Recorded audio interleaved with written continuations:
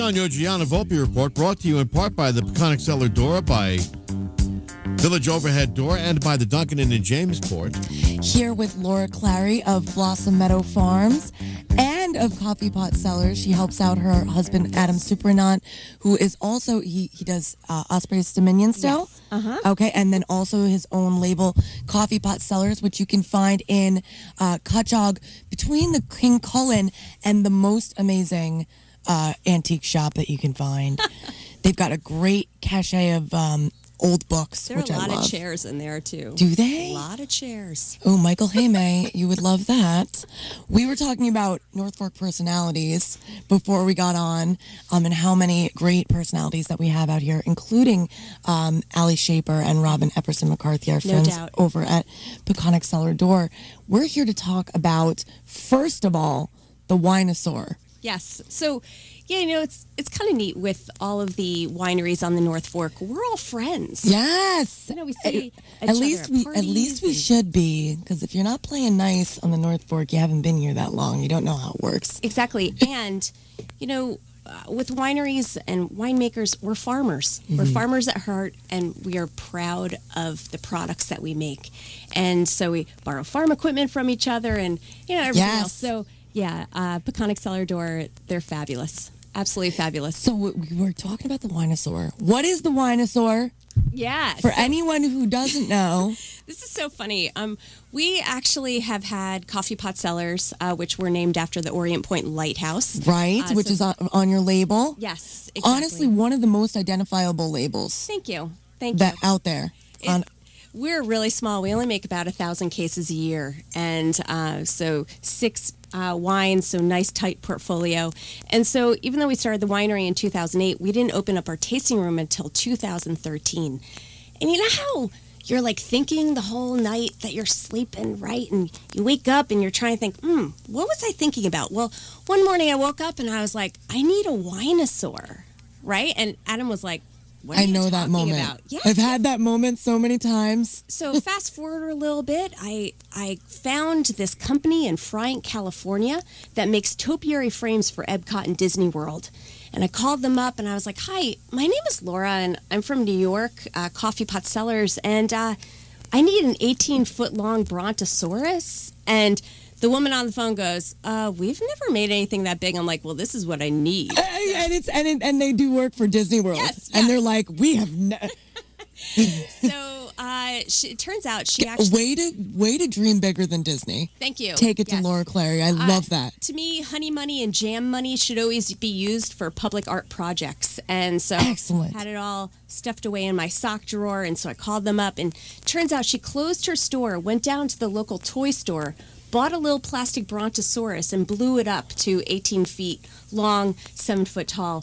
And so her husband's the welder and built me this wonderful frame. And we actually started it on October 14th, 2014. Oh my gosh, the time flies. Yes. So fast. Isn't that crazy? So since I'm a biologist, I actually count everything. So I brought in my notes to show you. I love this.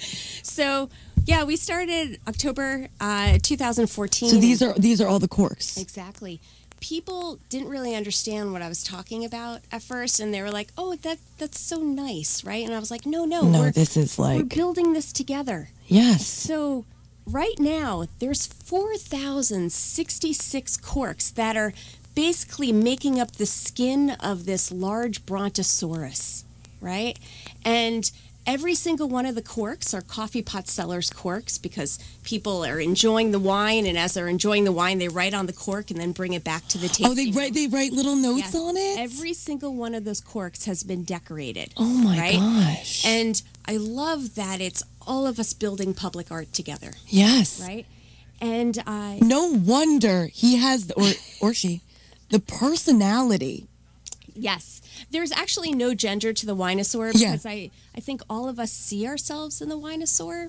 And actually, it was quite big news a few years ago when the Winasaur got eyeballs. And you actually took a picture of it. Yes. And I took a picture of the Winasaur watching the full moon. Yes. It was gorgeous. And I loved it because it showed like this. this majestic creature has such personality? Well, it's pretty neat because now that it's more than halfway done, it's known as a Kutchog landmark, according to Dan's papers. Cool. It's been on News Channel 12. Excellent. And also, the Winasaur even has its own music video. Stop. Yes. Who did that? Rorie Kelly. Oh, I love Rorie. Of course. Rorie. Of course it would be Rorie. Why didn't I guess? We helped fund her album. Oh, And as great. a thank Rising, you, Rising, Rising? Yes. And as a thank you, she said, I want to sing a song for you. Oh, so my God. Adam said, hey, how about the song I'm a Little Dinosaur from the 1970s, Jonathan Richman. And she like lost it because she was like perfect. Perfect, yes. And so She loves she did dinosaurs. such a great job singing that song that we actually asked a documentary filmmaker friend of ours to make it into a music video. So she came up from Colorado. Turns out her brother is a filmmaker in New York City, so he brought all of his film equipment out. The video was fabulous, right? And Rorie had her Triceratone back upstairs. Yes, the Triceratones. Yes. And we changed it to Winasaur from Dinosaur. So, and actually even Beasley, our Black Pug, has a cameo in the video. I love it. So, and it worked out so well, but Did you do it at the? You did it at the tasting room? of course, you needed the You need Winasaur as part of the video. She, and whatever. so, They, I would imagine. and so now the video is available for viewing on our website as Okay, well great. as YouTube on Rorie Kelly's page. So, What is the website? coffeepotsellers.com. Very simple. Very, very It's the way to do it. But it's been a lot of fun because people have come in and they've heard about the Winasaur. So you said more than halfway done. I saw you've got like blankets draped. Is that just to keep the I wanted to visually? see, yes. Okay. I wanted to see what would it What he's- look like in they the future. will look like? And even though each one of the corks is decorated, sometimes the ink fades. But to me, the vibe is still firmly infused. Yeah. So to think that, I bet it'll be over 8,000 It's a living art project. Yeah, so think about You it. think it's going to be more than 8? Something around 8 to 10,000 corks. And if you think about it, that's about 8,000 or 9 or 10,000 bottles of wine. There are 4 glasses of wine in each bottle. We're talking like 40,000 glasses of wine That's to make a amazing. Winasaur. So someone said to me, hey, And why Winasaur? mostly out here, Yes. you know, Oh, moments. exactly. And somebody said, well, why a Brontasaurus? I said, why not? Why not a Brontosaurus? That's exactly right. Wait, I don't understand the question. I mean, it was the understand the largest question. vegetarian dinosaur. It seems kind of Yes. cool. But someone asked me the other day if we were going to do a Tyrannosaurus Red instead of Rex Ooh. next. But actually, I have other plans. Ooh, what are they? I can't tell You you can't yet. tell us yet? Maybe it'll Will you be tell me? another, Yeah, When it happens? I think it's going to be pretty cool. In my head, it looks fabulous. Oh, of course it's going to be cool. Everything you do is so cool. It's a lot of fun. I remember when I did the piece on your edible wreaths. Yes. Did you do those this year? So we made wild bird snacks. Same concept where birds eat bayberry and also hollies, and then they carry the seeds to other places. And so it's basically restoring a Long Island because those are native seeds. Yeah. So native plants. I mean, the work you do ecologically in this area you. is unbelievable.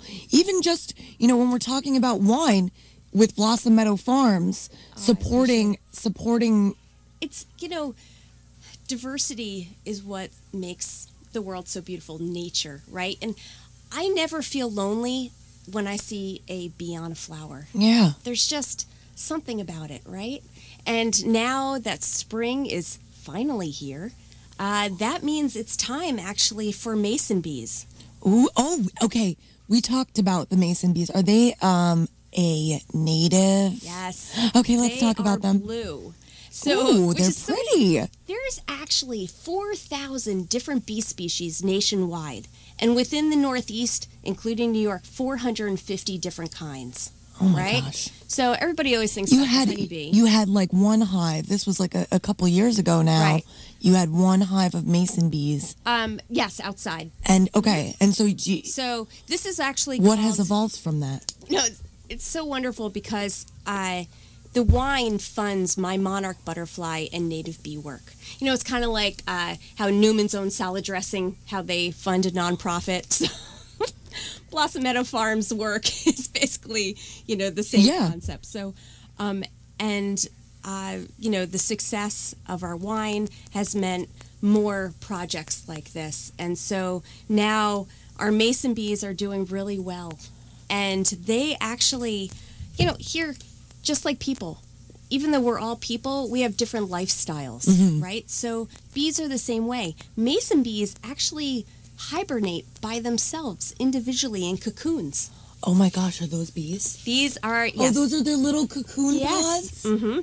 So this is kind of cool because here is a boy. The boys are always smaller than the girl cocoons, right?